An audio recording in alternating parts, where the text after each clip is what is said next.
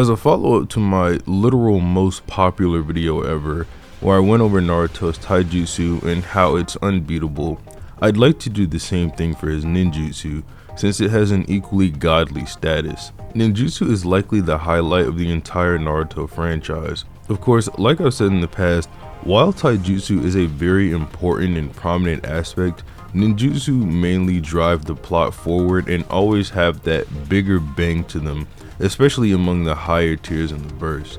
Take for example Edo Tensei, which was used to wage a literal war and bring back multiple of the strongest ninjas from the past, former Kage, former criminals, and even Mamoru Uchiha, all brought back by the power of ninjutsu, and similarly all contested by the ninjutsu of one man, Naruto Uzumaki. I've gathered every feat relevant to Naruto progressing as a user of ninjutsu, whether that be in skill or just getting more destructive, and I plan to show by the end why Naruto is almost the perfect combatant when wielding ninjutsu.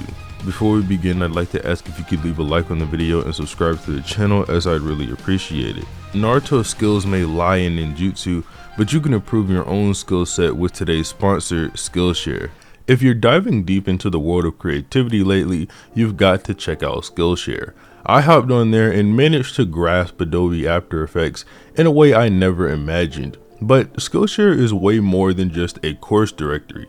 It's the biggest creative playground out there, spanning everything from graphic design and music to marketing. But what really sets it apart? It's the community. Imagine learning and then immediately bouncing ideas off world-class experts and like-minded enthusiasts. It's hands-on learning where after every class, you get to craft and share a project. Ever felt like traditional learning methods don't suit you? Skillshare gets it. With on-demand classes and stackable lessons, you can tailor your learning journey to fit your pace. And because I know there's a creator in all of us itching to come out, here's a little push.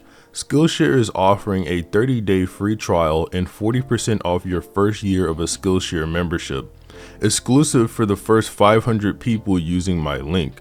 So if you've been waiting for a sign to dive into that creative universe, this is it, so go make some magic. Contrary to his taijutsu, when Naruto was a kid, he was actually fairly decent at his ninjutsu when it really came down to it. As opposed to just overwhelming his opponents with the force of his taijutsu that doesn't require much skill, Naruto, when he gets mad or a rage boost, can pull off some of the craziest and most creative ninjutsu feats. I think Naruto Chapter 1 is a great example of this because retroactively it serves as just a way to show us Naruto's insane potential, where he learns the multi-shadow clone jutsu and clones himself 1,000 times. After this, due to a high amount of chakra, Naruto is able to learn the summoning jutsu, and while the summoning jutsu itself isn't all that complicated, it's a fairly wild asset in the hands of a 12-year-old with far too much chakra. While there was a pretty good balancing mechanic when Naruto was first learning the jutsu, where he could only summon small toads because he couldn't muster up the chakra to summon any of the bigger toads, that mechanic became sort of irrelevant as he got better at controlling Kurama's chakra, even while he was a kid. I don't care to repeat the specifics of all this, considering I know everyone has heard it before, but he could have summoned Gamabunta against Neji, and then when he really needed it, he summoned him against Gaara. There are obviously the later examples with Kimimaro and Sasuke, but I want to stop here and mention something pretty interesting, and it's that Naruto, after the fight with Gaara, had earned Gamabunta's respect. So saying that against Kimimaro or Sasuke, Gamabunta might not have helped him is probably not true, at least not from Gamabunta's perspective. Easily the most creative and impressive jutsu Naruto learned at this point is the Rasengan. This naturally is going to be a big point in the video, considering a lot of Naruto's progress in this category comes through this jutsu.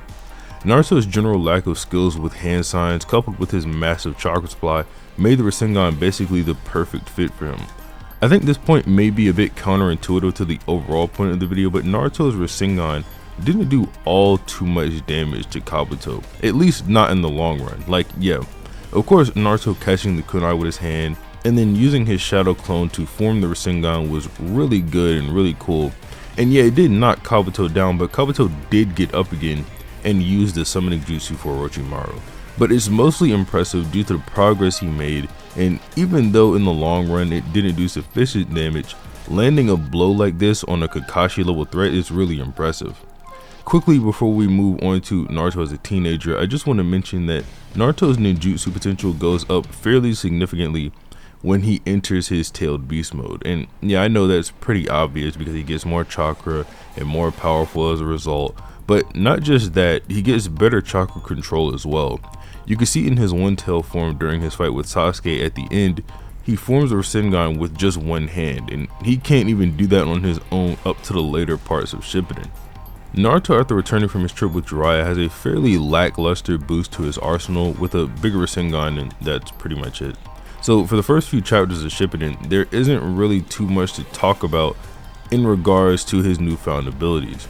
Naruto doesn't really start to shine until he gains the Wind Style Rasengan and subsequently the Rasen Shuriken. However, I went over these at length in another video of mine, so repeating myself is going to be pretty redundant and I want to avoid that. An important part of the Rasen Shuriken and Naruto's progress with it that's pretty interesting is how Kakashi saw the jutsu and said that Naruto had surpassed him, but when Kakashi learns that Naruto can no longer use the jutsu anymore, he changes his opinion that Naruto will or can surpass him. There is normally a lot of skepticism thrown on the idea that Rasen Shuriken Naruto is Kakashi level, but I think the narrative supports it, especially with him beating Kakuzu, and I think this obvious change in Kakashi's opinion also means he was serious when he said earlier, and I've said this before and I'll say it again, when a character thinks something, it's probably the most genuine reaction a character can give, as they, with the exception of a few people, have no reason to lie to themselves in their own head. So Kakashi was being serious here.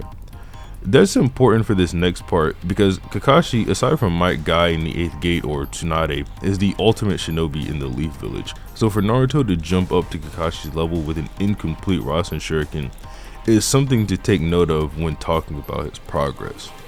Where Naruto starts to really blossom in terms of ninjutsu potential is Sage Mode, although he doesn't learn too many new ninjutsu here. Just how to better utilize an already decent arsenal of abilities, like throwing his Rasen Shuriken or the various taijutsu moves he uses when in this mode. KCM is when Naruto starts to become sort of a ninjutsu god. When I say Sage Mode let Naruto expand his ninjutsu capabilities, that was more so the surface level of this. Here he can almost completely let loose. For one, Naruto can now make 13 clones of himself that can all go fight Kage level opponents, and they are so strong that the Shinobi Alliance started having the war go overwhelmingly in their favor just from Naruto's presence on the battlefield. Naruto just started thinking of new ways to apply his Rasengan, like here where he makes a ring of them and then just has a bunch of Kurama arms fire them at the enemy, and then another way when he grabs a bunch of Zetsu and starts to pull them into a giant Rasengan on his back. And then you have Naruto making a mini Rasen Shuriken. The list just goes on for the things he can do. Now, one of the more destructive things Naruto pulled off was in his fight with the Third Raikage. This one is both impressive and interesting. So we all know the Third Raikage's lightning armor is hyped up as an impenetrable shield. Supposedly no one has ever been able to damage him due to that shield, and the way he ended up being put down was from pure exhaustion after fighting for nearly 3 days against 10,000 shinobi during the Third Shinobi War. I think it's pretty interesting that when Naruto first used a Rasen Shuriken on the Third Raikage when he was in KCM, he managed to rip that impenetrable cloak off of the Raikage. Although a lot of this can be attributed to a nature advantage, even then it's still really impressive for Naruto, considering even the strongest wind style users among the Shinobi Alliance couldn't pull it off before him. And it's not like the lightning cloak withstood it anyway. Naruto's Rasen Shuriken ripped it off of the Third Raikage. I'd also like to point out a nature advantage alone doesn't mean you just stop the other person's jutsu, as it took 5 water release users to stop Madara's fireball, although to be fair, you could argue this was due to the size of the jutsu and not the power of it. Anyway, yeah, I just thought that was interesting since, at least in my opinion, this probably means that if Naruto is at full power and not a clone, he could take down the Third Raikage, as say, if the real Naruto hits him with another Rasen Shuriken, while he's out without the cloak, another Naruto clone could hit him, or they could even repeat the cycle multiple times if need be. Sort of just really solidifies Naruto being on the upper echelon of power at this point. before stepping into the god tiers, of course. Naruto having the strongest tailed beast is definitely a huge asset for him. No one would ever dispute that. But the way Naruto gets extremely more powerful following his learning of the tailed beast bomb in KCM 2 is sort of ridiculous. Something that's not really noticeable due to the animation of the scene and the weird way the panel is drawn in the manga is when Naruto first brings out the Kurama avatar, he sends all 5 of the tailed beasts he's currently fighting back flying with just the swipe of his tails. It's not too important since regardless of this attack, Naruto is manhandling all the tailed beasts anyway. One of my favorite pages specifically is when the 2 tails is coming at Kurama and he hits it with the 6 tails to defend himself. Now, a lot of you may be wondering why I'm bringing all this stuff up in a video about ninjutsu, and that's because the 4th data book actually lists KCM as a ninjutsu. Continuing on from here, Naruto is truly a god of ninjutsu. He can activate basically as many as he wants without the need to worry about any chakra, as well as having Kurama in his back pocket at all times, just for a chakra battery if need be. Naruto is now throwing like mountain-sized Rasen Shuriken in just Sage mode and running around giving over 10,000 people 3 times the chakra of Kakashi just so he can have them fight alongside him. It's not so much Naruto's jutsu at this point from here on out, it's just how many jutsu Naruto can throw at you. We normally say these as joke, but this is a real scenario. Like, imagine if Naruto came at you with 5 different shadow clones, each holding a Rasengan variant, and then you're at death's door from that, and he says he was holding back and he had 5 more Rasengan he could have used at no extra cost to his chakra. See, throughout most of the war, Naruto is only fighting 2 guys, and when he's not doing that, he's having to protect other people, so he doesn't really have the time to do the crazy things that he realistically should very well be capable of doing. A good example of the things I'm talking about happen in the Ultimate Ninja Storm games, normally as ultimates, and I've picked 3 here that I think are exceptional in displaying what I'm talking about. The first one is called Tailed Beast Planetary Rasen Shuriken. In this ultimate, Naruto and Kurama start charging up their respective jutsu. Kurama is charging a Tailed Beast Bomb, while Naruto charges a Rasen Shuriken. Then Naruto throws the Rasen Shuriken, to which Kurama fires 4 Tailed Beast Bombs at it that circle it until it makes contact with the target.